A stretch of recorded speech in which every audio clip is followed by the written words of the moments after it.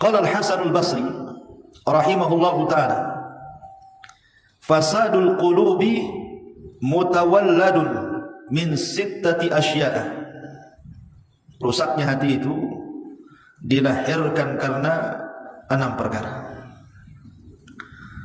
Yang pertama, yudhnibuna bi raja'i taubati. Mereka melakukan dosa dengan harapan mendapatkan tobat.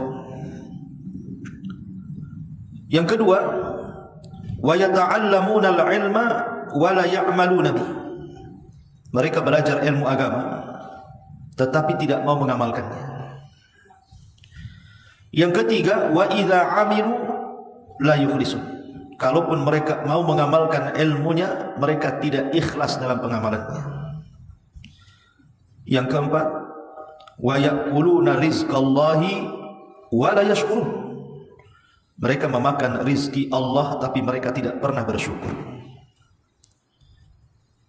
Yang kelima, la yardawna bi kismatillahi azza wa jalla. Tidak pernah merasa puas dan redha dengan pemberian Allah Subhanahu wa taala. Dan yang terakhir, yang nomor 6, wa yudfinuna mautahum wa la ya'tabirun. Mereka menguburkan orang-orang mati di sekitar mereka tapi tidak pernah mengambil ibrah dari kematian. Inilah 6 perkara yang kita akan jelaskan, dirangkum dari perkataan Imam Al-Hasan Al-Basri rahimahullah ta'ala. Yang pertama, yudhnibuna bi raja'i taubati. Yang merusak hati adalah mereka melakukan dosa dengan harapan mendapatkan tobat. Ini bahaya dan ini yang paling banyak di masyarakat. Di mana orang-orang yang melakukan maksiat kepada Allah Azza wa Jalla, entah mereka tidak salat, artinya meninggalkan kewajiban, entah mereka tidak puasa Ramadan, entah mereka tidak menunaikan zakat, entah mereka sudah sanggup haji tidak haji, atau terang-terangan melakukan maksiat seperti minum khamar, judi, zina dan yang semacamnya. Terkadang kalau diingatkan itu, kapan lu tobat? Kapan kamu mau tobat? Ah, nanti aja. Masih ada waktu. Saya kan masih muda. Nantilah usianya kalau sudah dekat-dekat 60, 70 tahun baru saya tobat katanya. Atau nantilah habis umroh, habis haji katanya.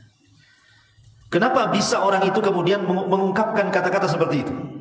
Kalau disuruh tobat itu gayanya nanti-nanti, lagunya nanti-nanti. Ah, nantilah, kan masih ada waktu. Saya kan masih muda, belum tua. Ya tadi karena hatinya rusak. Hatinya sudah rusak. Di mana mereka melakukan dosa itu bi raja'i taubati. Karena ada harapan, oh nanti juga kan ada waktu bisa tobat. Bukankah Allah itu Ghafur? Bukankah Allah itu Rahim? Allah itu Maha Pengampun, Allah itu Maha Penyayang katanya. Akhirnya meremeh-remehkan dosa. Karena keyakinan seperti itu karena rusaknya hati. Dia tidak tahu bahwa ketika dia mengucapkan kalimat seperti itu, bahwa apabila kemudian kita katakan kapan kamu tobat, kemudian dia mengatakan ah nanti dulu, usia saya masih panjang, nanti dulu saya belum haji, belum umrah dan begitu seterusnya. Dia tidak paham bahwa dia tidak tahu usia dia sampai kapan.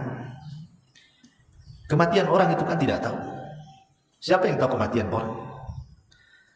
Wa ma tadri nafsum madza taksibu gadan wa ma tadri nafsum bi ayyi ardin tamut, kata Allah. Jiwa itulah tidak tahu apa yang terjadi besok pagi, dan jiwa juga tidak tahu tempat kematiannya di mana. Makanya kenapa para ulama mengatakan jangan menunggu-nunggu tobat. Kalau bisa hari ini berdosa, hari ini juga tobat. Kalaupun besok harus berbuat dosa lagi, ya tobat lagi. Jangan dosanya hari ini, tobatnya minggu depan, gitu maksudnya. Kalau hari ini kita anggaplah tadi 1 jam tadi saya melakukan dosa, maka sekarang langsung bertobat, gitu maksudnya. Jangan sampai ditunda-tunda karena usia kita tidak tahu. Jangan sampai kita mati membawa dosa kepada Allah Subhanahu wa taala. Sering saya katakan, dosanya iblis itu berapa kali sehingga dia diusir dari surga? Dosanya iblis itu cuma 1 kali saja. Di mana Allah Subhanahu wa taala ketika memerintahkan iblis untuk sujud kepada Adam, tak mau. Itu aja dosa dia. Dia tak mau sujud kepada Adam karena perintah Allah. Pertanyaannya, kenapa iblis tak mau sujud? Karena di kepalanya ada syubhat, di mana dia merasa lebih baik dibandingkan Adam karena dia dicipta dari api, Adam dari tanah. Karena merasa baik dialah, akhirnya ujub, sombong dan takabur. Sebab itulah dia tak mau sujud. Jadi dosanya iblis cuma satu, tak mau sujud karena perintah Allah. Itu pun disuruh sujud satu kali saja, dia tak mau. Sebab itulah iblis diusir dari surga. Kita ini kadang-kadang meninggalkan sujud tak berapa kali, kita tak tahu juga. Itu pun mengharap ingin masuk surga. Iblis tidak sujud satu kali dikeluarkan dari surga, kita pula tak sujud berkali-kali ingin masuk surga. Adam alaihi salatu wassalam juga dosanya satu kali saja itu, karena gara-gara memakan buah larangan. Kemudian keselak, baru dia ingat bahwa buah itu tak boleh dimakan. Itu saja sudah menjadikan Adam terusir dari surga. Qulnah bitu minha jami'ah. Qulnah bitu minha jami'ah. Keluar kalian semua. Coba bayangkan, Adam melakukan dosa satu kali, dikeluarkan dari surga. Kita pula melakukan dosa berkali-kali, tak berapa kita tidak bisa menghitungnya, pun ingin masuk ke dalam surga. Padahal surga itu tidak dimasuki kecuali orang-orang yang bersih dari dosa. Masyarul muslimat yang dimuliakan Allah Subhanahu wa taala, maka di antara tanda rusaknya hati adalah meremehkan dosa. Karena sebuah harapan masih ada waktu untuk bertobat. Sebenarnya bagus. Bagus orang itu mengharap ingin tobat. Yang tidak bagus itu mengakhir-akhirkan tobat. Kalau ada terbentik dalam hatinya ingin tobat, berarti ada kesadaran dalam hatinya. Yang tidak bagus itu kalau seandainya tobatnya diakhir-akhirkan. Kapan lo tobat? Tunggu habis nikah. Habis nikah masih juga dia maksiat. Katanya habis nikah mau tobat. Tunggulah nanti habis umroh. Sudah umroh nih, masih juga buat maksiat. Kapan lo tobat? Tunggulah nanti sampai usia saya 40. Udah 40 tahun masih juga. Tunggulah, akhirnya mati sih. Ceritanya tunggu saja tuh. Ini yang pertama. Yang kedua, wa ya'maluna al-ilma wa la ya'maluna bihi. Mereka mempelajari ilmu agama, tapi tidak untuk diamalkan. Tantangan berat para thalabatul ilmi ini, ketika mereka mempelajari ilmu bukan untuk diamalkan, tapi untuk dijadikan kebanggaan, untuk berdebat, untuk merendahkan orang, supaya nampak pengetahuan dia di atas manusia. Bukan itu tujuan belajar. Ibu datang kemari, duduk di majelis taklim seminggu sekali, atau di tempat lain seminggu sekali, atau di tempat lainnya. Terkadang ada ibu itu yang bisa ngaji dalam seminggu itu di 4-5 tempat. Untuk apa coba? Datang jauh-jauh ke pengajian dulu untuk apa? Tujuan kita ngaji itu kalau pulang dapat bekal jadi amalkan. Itu tujuannya. Karena rusaknya hati, kata Hasan Al-Basri, ketika orang belajar tidak ada niat untuk mengamalkan pengetahuannya. Memang tidak semua pengetahuan harus diamalkan. Seperti ibu punya pengetahuan tentang haji, tetapi kan ibu tidak bisa haji karena tak ada duit. Ya terpaksa kan gugur haji bagi ibu. Jadi tidak semua yang ibu ketahui harus diamalkan, tetapi minimalnya yang bisa diamalkan, amalkan. Yang tidak bisa diamalkan karena tidak punya kesanggupan, maka bertakwalah kepada Allah Subhanahu wa taala semampu kita. Fattaqullaha mastata'tum. Bertakwalah kalian semampu kalian. Kemudian yang ketiga, wa idza 'amilu la yukhlisuna. Walaupun mereka mau mengamalkan pengetahuannya tapi tidak ikhlas, alias riya. Ini penyakit hati. Riya itu penyakit hati. Makanya sering saya contohkan bagaimana kisah Zainul Abidin rahimahullah ta'ala. Zainul Abidin ini dikenal dalam sejarah orang yang banyak memberikan sedekah, tetapi sedekah yang diberikan Zainul Abidin ini sadaqatus sir, sedekah yang tidak terang-terangan. Tidak ada yang tahu kalau Zainul Abidin ini dia bersedekah. Kenapa? Karena sedekahnya tengah malam, ketika manusia sedang tertidur, Dia menggendong gandum kemudian meletakkan di depan setiap fuqara wal masakin sebanyak 70 pintu setiap malamnya. Diletakkan satu di sini, diletakkan satu di sana, diletakkan satu di sana lagi. Subhanallah. Setiap orang miskin ini besoknya membuka pintu sudah ada makanan di depannya. Enak enggak? Enak lah. Buka pintu udah ada beras di situ kan. Enggak perlu beli-beli. Tapi walaupun demikian, Zainul Abidin ini masih dicela orang. Dan dikatakan orang kaya bakhil katanya. Mereka tidak paham siapa yang selama ini memberi makan di depan rumah-rumah mereka. Begitulah manusia, tidak bersyukur. Mereka mencela orang yang memberinya karena ketidaktahuan. Lihat Hasan Al-Basri. Dia tidak dikenal di mata manusia, justru manusia mencelanya. Tapi dia sangat terkenal di langit, di hadapan Allah dan para malaikatnya. Karena ketika dia bersedekah hanya dia dengan Allah yang tahu. Orang-orang tidak tahu. Dan itulah keikhlasan namanya. Ikhlas itu amalan yang hanya semata-mata Allah saja yang tahu dan ditujukan kepada Allah. Ketahuannya adalah ketika Zainul Abidin sudah meninggal, kemudian dimandikan. Saat dimandikan itulah yang memandikan bercerita bahwa di bahu Zainul Abidin itu penuh dengan kapalan karena banyak memanggul sesuatu. Dan setelah sepeninggalnya tidak ada satu gandum pun berada di depan rumah para fuqara wal masakin. Dari situ tahu siapa yang selama ini bersedekah kepada mereka. Lah itulah ikhlas namanya. Ikhlas itu menyembunyikan cukuplah kita yang tahu dengan Allah Azza wa Jalla. Karena yang merusak hati itu kalau sudah mereka mengamalkan sesuatu tetapi ingin dilihat orang, ingin dipuji orang, ingin dinilai orang, dan begitu seterusnya. Wa idza amilu la yukhlisuna. Kemudian yang keempat, wa ya'kuluna rizqallah wa la yashkur. Mereka memakan rezeki Allah, tapi mereka tidak pernah bersyukur kepada Allah. Ada manusia-manusia itu yang tidak pernah bersyukur kepada Allah Subhanahu wa taala. Seperti dulu pernah saya jelaskan ketika kita membahas kitab Tauhid. Ada orang-orang yang tidak bersyukur kepada Allah Azza wa Jalla. Contoh ibu naik motor, dibonceng tukang ojol, tukang ojek, atau naik taksi online. Tiba-tiba kemudian dari yang berlawanan arah ada motor lain, ada mobil lain hampir tabrakan. Tetapi Allah selamatkan ibu dan sopirnya. Tiba-tiba ibu katakan, kalau bukan karena kamu, tentu habis kita di sini. Kalau tentu karena kepiawaian kamu, karena kecerdasan kamu nyetir tadi, aduh, saya sudah di Tamiang mungkin. Lah menasabkan keselamatan kepada sopir, menasabkan keselamatan kepada tukang ojek ataupun tukang taksi, dengan mengatakan karena kecerdasan mereka ibu selamat. Itu namanya tidak bersyukur dengan rezeki Allah. Keselamatan itu rezeki yang kasih itu Allah, bukan karena sopir tadi. Harusnya ibu jangan ngomong kalau bukan karena kamu, tapi ibu katakan kalau bukan karena Allah kemudian kamu. Nah gitu bahasanya.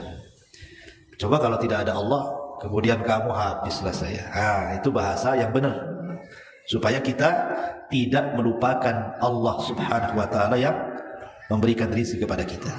Pokoknya apapun masalahnya, Bu, jangan tinggalkan Allah. Kalau bukan karena Allah, kalau bukan karena Allah, itu penting tuh. Karena itu bentuk kita bersyukur akan nikmat Allah Subhanahu wa taala. Ataupun diberikan rezeki yang luas oleh Allah Subhanahu wa taala tapi digunakan untuk bermaksiat. Itu tidak bersyukur tuh. Allah kasih lo uang banyak-banyak, malah digunakan mabuk, digunakan judi, digunakan zina, digunakan hura-hura, jalan sana jalan sini, semua akan ditanya. Karena harta yang kita miliki itu titipan Allah, dan Allah ingin melihat apakah dia gunakan di jalannya ataupun tidak. Jangan seperti Qarun yang dititipi harta tiba-tiba sombong melawan Nabi Musa, bahkan menasabkan nikmat itu kepada dirinya pula. Innama utituhu min ilmin indi. Kekayaan ini karena saya cerdas, kata Qarun. Maka Allah katakan fa khassafna bihi wa bidarihi al-ardh. Kami tenggelamkan Qarun dan seluruh kekayaannya. Kemudian yang kelima, wa la yardawna bi qismatillahi azza wajalla. Tidak redha dengan pemberian Allah. Ini orang yang sakit hati ini. Orang yang rusak hatinya adalah tidak rela, tidak redha dengan pemberian Allah. Seorang muslim itu harus qanaah. Qanaah itu redha, ikhlas apapun yang Allah berikan. Karena terkadang ada orang-orang yang sengaja Allah Subhanahu wa taala fakirkan, sebab kalau dia kaya makin melampaui batas. Seperti Allah mengatakan, kalla innal insana la yatgha an ra'ahu istaghna. Terkadang manusia itu melampaui batas ketika dibentangkan rezeki kepada dia.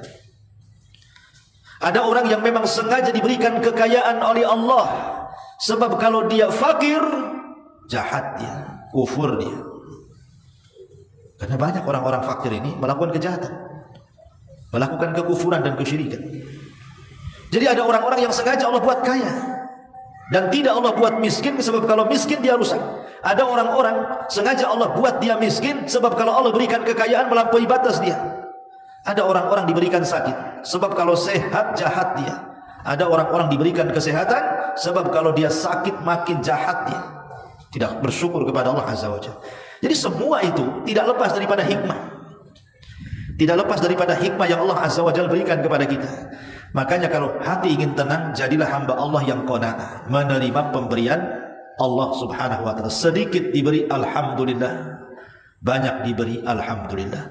Sebab kalau kita menerima sesuatu pemberian dengan ikhlas, itu hasilnya akan berkah. Terkadang yang sedikit ini cukup, dan terkadang yang banyak pula tak cukup. Begitulah qanaah. Kalau orang qanaah biasanya membanyakkan yang sedikit, tapi kalau tidak qanaah menyedikitkan yang banyak. Orang kalau tidak qanaah, Bu, walaupun kaya sekaya-kayanya, dia akan merasa miskin. Kurang aja hidupnya. Padahal udah kaya. Makanya sering saya contohkan. Saya kenal orang kaya di Batam, Bu. Masya Allah kaya, Bu. Sekali kena corona, dihantam perusahaannya, nyungsep. Sekarang belum bangkit lagi perusahaannya. Padahal rumahnya masih ada, masih asetnya masih miliaran, Bu. Mobilnya masih ada. Mobilnya bukan mobil jelek-jelek, mobil mahal-mahal, mobil miliaran tuh. Tapi kalau duduk ngobrol, Bu, Masya Allah, kayak orang kere, Bu. Kayak orang miskin, persis kayak orang miskin. Padahal masih kaya, hanya karena tumbang usahanya saja.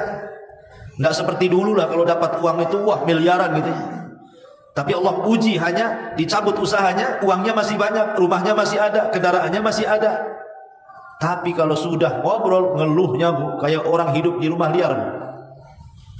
Orang hidup di rumah liar aja tidak pernah ngeluh dia. Masih ada senyumnya, masih ada tertawanya, masih bisa lelap tertidur, masihlah dia bisa tertawa terbahak-bahak. Ini orang satu, ini orang kaya, ini senyum aja tidak. Ngeluhnya yang banyak, stresnya nampak di kepalanya. Subhanallah. Kadang ada orang kalau tidak qanaah itu kayak gitu, padahal hartanya masih banyak tuh. Makanya saya katakan tadi, kalau orang qanaah itu membanyakkan yang sedikit, tetapi kalau orang yang tidak qanaah itu justru menyedikitkan yang banyak. Banyak hartanya tapi tetap sedikit di mata dia. Itu kalau tidak qanaah. Ya. Dan yang terakhir, wa yudfinuna mautahum. Mereka menguburkan orang-orang mati di antara mereka, wala ya'tabirun, tetapi tidak mengambil pelajaran. Ada orang-orang mati itu jelas-jelas dia yang memandikannya, dia yang mengkafaninya, dia ikut juga mengantarkan kerandanya sampai di kuburan, dia pula yang masuk ke lubangnya, dia pula yang ikut menguburkan dengan mencangkul tanahnya. Tapi pulang dari kuburan tidak ada pengaruh sama sekali bahwa dia akan seperti dia, bahwa dia akan seperti orang yang mati itu. Tak ada nampak-nampak lebih solehnya, tak ada nampak-nampak rajin ibadahnya, kayaknya biasa-biasa saja. Itu karena tidak pernah mengambil dari kematian orang lain, bahwa manusia itu ada batas umurnya. Orang kalau tidak pernah mikir mati atau mikir akan mati, maka akan terjatuh kepada tulul amal, panjang angan-angan. Kalau orang sudah panjang angan-angan, maka dia akan berpikir, kalau seandainya Allah memberikan 100 tahun lagi, 200 tahun lagi, bagus. Tapi dia tidak sadar, angan-angan bolehlah angan-angan, tapi kematian sebuah kepastian. datangnya tanpa pemberitahuan, dan kematian bukan akhir dari sebuah perjalanan. Dan kematian itu pasti akan menjemput siapapun dalam keadaan apapun, tanpa memandang apakah Anda ini orang muliakah, orang tidak muliakah, pejabatkah, pemimpin,kah, rakyatkah, orang kayakah, orang miskinkah. Semua kematian datang tanpa pandang bulu. Makanya kenapa kemudian orang yang menguburkan atau melihat ada orang yang mati kok tidak mengambil pelajaran, berarti hatinya rusak. Hatinya sedang rusak. Karena Nabi SAW saja memerintahkan kita ziarah kubur. Apa fungsi ziarah kubur kata Rasul? Tudzakirukumul akhirah, supaya kalian ingat akhirat. Bahwa di dunia ini ada kehidupan lain setelah kematian yang disebut dengan alam barzakh. Setelah alam barzakh ada lagi kehidupan yang disebut yaumul akhir. Disitulah banyak peristiwa dan kejadian sampai orang masuk surga dan neraka. Nah, ini penting. Makanya Umar bin Abdul Aziz rahimahullah ta'ala saat sakit parah, dia mengatakan kepada orang, hantarkan aku ke kuburan, katanya. Hantarkan aku ke kuburan. Maka dipapahlah Umar bin Abdul Aziz ke kuburan. Untuk apa coba? Untuk ziarah kubur. Ketika sampai di kuburan, Umar bin Abdul Aziz pun menangis. Dan menangis orang-orang di sekitarnya. Maka ditanyakan kepada Umar bin Abdul Aziz, wa ma yubkika ya Amirul Mukminin? Apa yang membuat Anda menangis wahai Amirul Mukminin? Wahai Umar ibn Abdul Aziz, apa yang membuat Anda menangis? Maka Umar ibn Abdul Aziz mengatakan, celaka kalian. Kalau seandainya Allah masukkan aku ke liang lahat, saya tidak tahu fa ayyu fariqaini ana. Di kelompok mana saya akan diletakkan, katanya. Kalau aku mati, kata Umar bin Abdul Aziz, di kelompok mana saya akan diletakkan itu? Apakah di kelompok fariqun fil jannah wa fariqun fis sa'ir? Ataukah saya dikelompokkan dengan kelompok-kelompok yang akan masuk ke dalam surga, ataukah saya akan diletakkan di kelompok yang akan masuk ke neraka syair? Saya tidak tahu. Saya tidak tahu, makanya saya menangis. Makanya Utsman ibn Affan radhiyallahu an juga sama, apabila diingatkan tentang kuburan, dia menangis terseduh-seduh. Apabila diceritakan tentang neraka, dia biasa saja. Dikatakan, wahai Utsman, dikisahkan di hadapanmu neraka, kau biasa-biasa saja. Dikisahkan kepadamu tentang alam kubur, kau bisa menangis sampai sedemikian rupa. Apa jawaban Utsman ibn Affan radhiyallahu an? Wailakum, celaka kamu. Kuburan itu raudun min riyadil jannah au hufratun min hufarin nar. Ingat, kuburan itu bisa menjadi taman yang menuju ke taman-taman sorga, atau boleh jadi itu sumur yang menuju kepada sumur-sumur neraka. Naudzubillah. Ya. Makanya orang yang mengingat kematian sehingga dia takut kepada Allah, semangat ibadah, memperbanyak bekal, berarti hatinya hidup. Tetapi orang yang ketika melihat kematian, melihat kuburan, kok tidak ada pengaruh dalam kehidupannya, berarti hatinya rusak. Itulah harus diperbaiki. Inilah 6 perkara yang disebutkan oleh Hasan al-Basri rahimahullahu ta'ala. Kalau ada pada diri seseorang, ketahuilah bahwa orang itu sedang rusak hatinya. Berarti kalau ingin baik hatinya, lakukan kebalikannya. Lakukan kebalikannya. Kalau kita berbuat dosa, segeralah bertobat. Segera bertobat. Kemudian yang kedua, kalau kita belajar, segera amalkan. Kemudian yang ketiga, kalau kita mengamalkan, usahakan ikhlas. Kemudian yang keempat, makanlah dari rezeki Allah dan usahakan bersyukur. Kemudian yang kelima, qanaahlah dengan cara redha apapun yang Allah berikan kepada kita. Dan yang terakhir, ambillah pelajaran dari setiap kematian. Inilah diantara 6 perkara yang bisa menghidupkan hati kita. Wallahu a'lam.